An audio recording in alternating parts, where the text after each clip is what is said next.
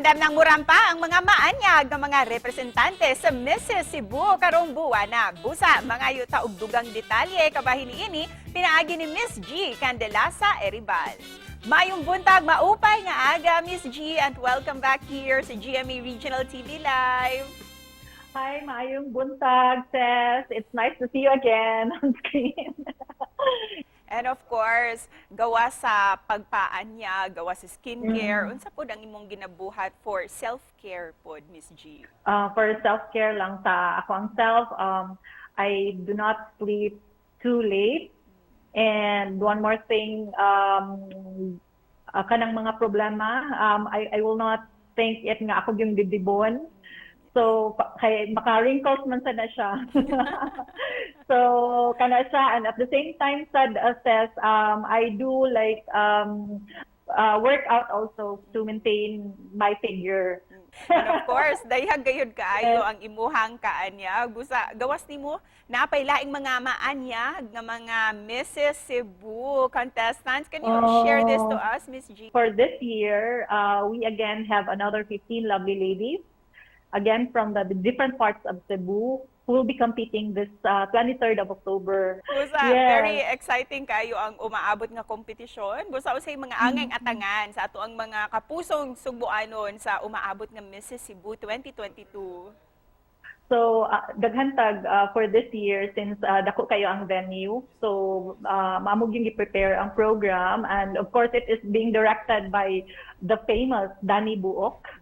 He was the one who directed the whole show, and we really prepared because they have different segments. Just like 2019, we have the production number. Of course, our theme for this year is 4 seasons. Very exciting gayud ang mamahimong pageant night. Usa yung tinguha ninyo, Miss Jee, sa maong paindigay sa kaanyag. Ug unsa usab ang inyong gipangita karong tuiga nga koronahan ninyo isip bag-ong Mrs. Cebu? So we've started this pageant, the Mrs. Cebu Philippines.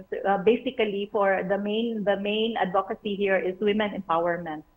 So it's more on uplifting fellow women and inspiring them that being married is not the end of the world. So it's something beautiful. It's a beautiful beginning for them to also shine.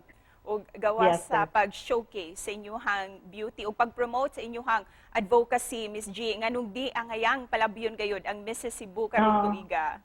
Aside from women empowerment, we also help those charity institutions which really need help. Like for example, we are supporting the Everlasting Hope, that's children with cancer.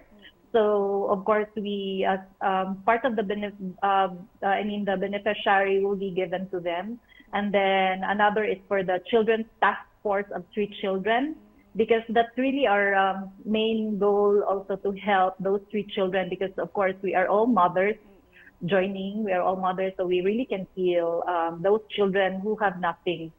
So that's why we really made that as our beneficiary. And the third one is love yourself. Sa isip pa na po, Miss Jee, unsay mensahe nimo para sa ato ang mga kapuso nga nagtanaw karong buntaga? Hi all, we would like to invite you to watch our show. It's already on the 23rd of October, and you can score your tickets to any of the Binleaf branches. That's the Binleaf branches, or you may message the page, the Mrs. Cebu Philippines pageant page, to avail of the ticket. Thank you, Seth.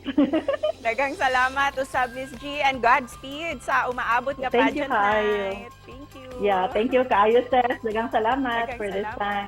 Thank you for the opportunity.